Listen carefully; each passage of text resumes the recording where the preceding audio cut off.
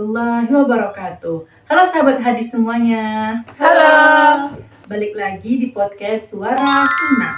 Ruang santai tapi serius buat ngobrolin seputar ilmu hadis. Nah, di episode kali ini kita bakal bahas satu topik yang sering bikin orang bingung nih teman-teman. Bahkan banyak di antara kita-kita yang sering salah paham nih akan konsep ini, yaitu tentang nasikh dan mansukh.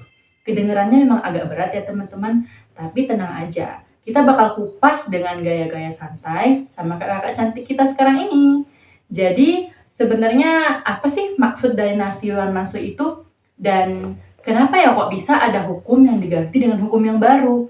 Nah, untuk mengetahui hal tersebut kita udah undang nih kakak-kakak cantik dari Prodi Ilmu Hadis dari Universitas Islam Negeri Syekh M. Jamil Jambe Bukit Tinggi.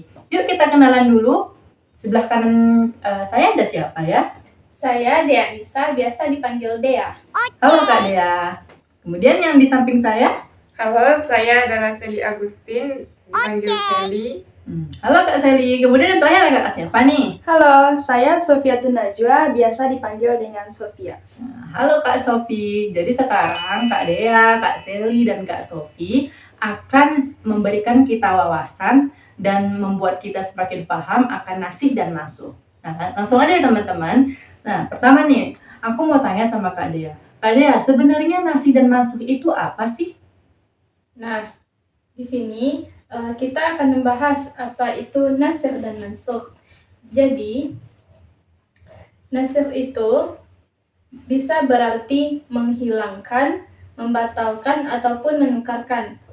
Sedangkan nasikh ini dapat kita artikan yaitu hukum yang terdahulu dibatalkan oleh hukum yang datang kemudian.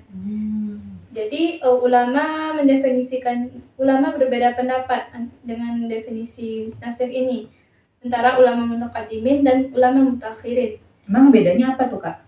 Nah, jadi ulama mutaqaddimin ini mendefinisikan nasikh ini lebih luas. Yang kita sebut tadi, hukum yang terdahulu itu dibatalkan oleh hukum yang datang kemudian.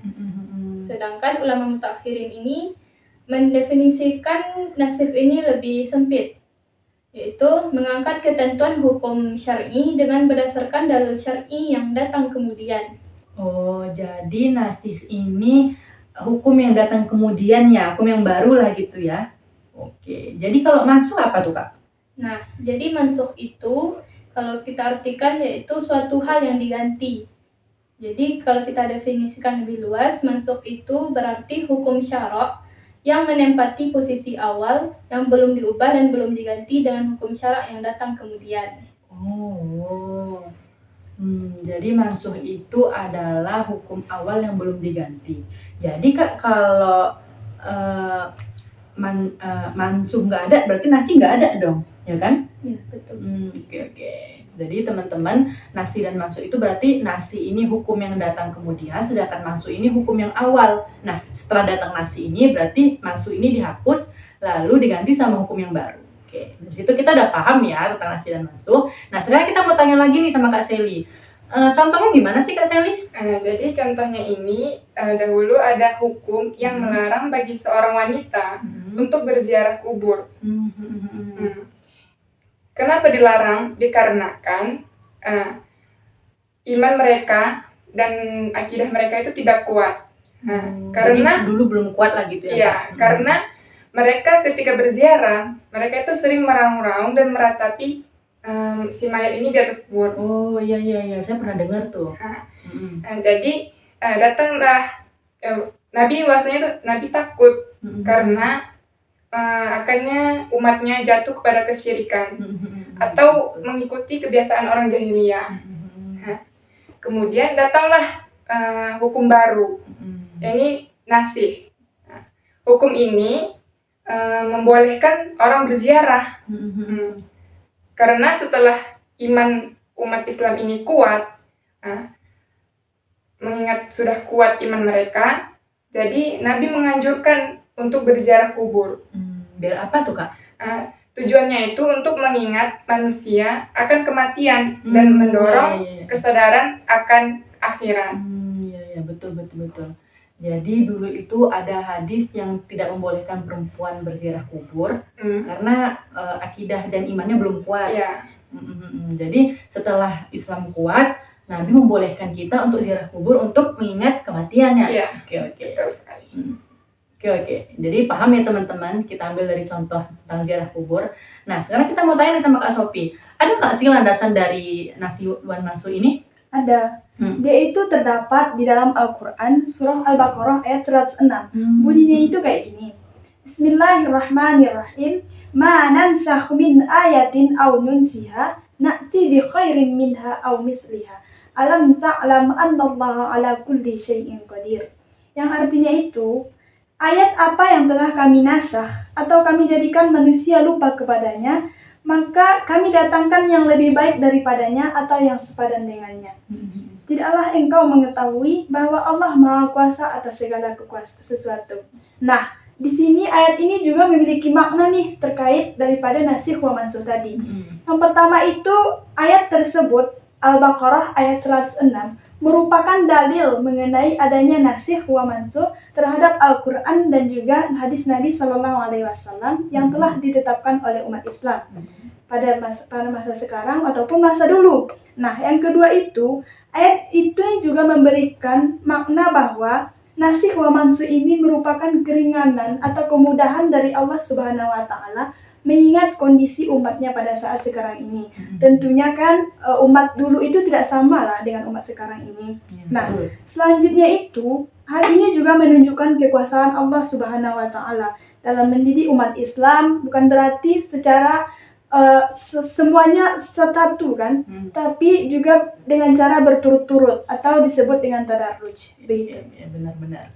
Oh, jadi jadi nasi wan mansukh ini kan bukan berarti buatan dari orang ya Kak, berarti memang udah landasan dari Al-Quran langsung. Iya. Nah, jadi itu menjadi sebuah penguat dalil ya Kak, kalau adanya nasi wan mansukh ini. Iya, betul. Terus sebenarnya ada nggak sih hikmah di balik nasi dan mansukh ini Kak? Jadi hikmahnya itu nasi wal mansukh itu untuk menghindari kontradiksi karena banyaknya ayat dan hadis yang tampak bertentangan. Karena adanya ilmu nasi wal mansukh ini untuk menjelaskan bahwa pertentangan tersebut sebenarnya hanyalah tahapan penyempurnaan hukum, bukan kontradiksi. Iya ya, kan Islam kan datang sebagai agama yang menyempurnakan agama-agama yang Betul. sebelumnya. Oke. Dan juga untuk membedakan hukum yang berlaku dan yang tidak berlaku. Sebagian hukum hanya berlaku sementara untuk kondisi tertentu di masa Nabi. Oh iya, karena kan memang kondisi kita berbeda Iya, ya. sangat Ya, jauh. betul. Iya. Lalu diganti dengan hukum yang sesuai dengan zamannya. Oke. Ilmu nasi wal mansukh ini membantu menentukan hukum mana yang masih diamalkan hingga sekarang. Masih relevan ya sampai sekarang. Oke. Iya. Singkatnya itu tanpa menguasai ilmu nasi wal mansukh ini, seorang bisa keliru dalam memahami Al-Quran dan hadis. Ya, betul. Oke. Jadi bisa kita ambil nih teman-teman kesimpulan dari kakak-kakak tiga ini. Menyatakan bahwa ternyata nasi dan mansukh itu adalah sebuah hukum yang dulunya ada terus dihapus. Nah, dihapus kemudian diganti dengan hukum yang baru, yang lebih relevan, yang lebih pantas dan untuk dikembangkan di zaman sekarang ini. Jadi kalau ada yang mengatakan bahwa nasi dan mansukh itu kan merupakan sebuah ketidakkonsistenan Islam dalam mempertaruhkan hukum-hukumnya, itu salah. Tadi Kak Sophie sama Kak Sally udah mengatakan bahwa itu tidak benar. Dia memberikan kita petunjuk bahwa ternyata Islam itu menyempurnakan hukum-hukum yang telah ada. Ya, jadi kita tahu bahwa syariat Islam ini ternyata fleksibel ya dari masa ke masa. Jadi menunjukkan ini sebuah kekuasaan Allah juga, kebesaran Allah juga, dan memberikan kita kemudahan pastinya. Oke, jadi mungkin untuk episode kali ini kita cukupkan dulu sampai segini. Kita semua terima kasih kepada Kak Dea, Kak Sally, dengan Kak Sophie telah mau membagi ilmunya sama kita semua. Dan jangan lupa tonton podcast kita selanjutnya tentang mengobrol santai seputar ilmu-ilmu hadis. Dadah. Assalamualaikum.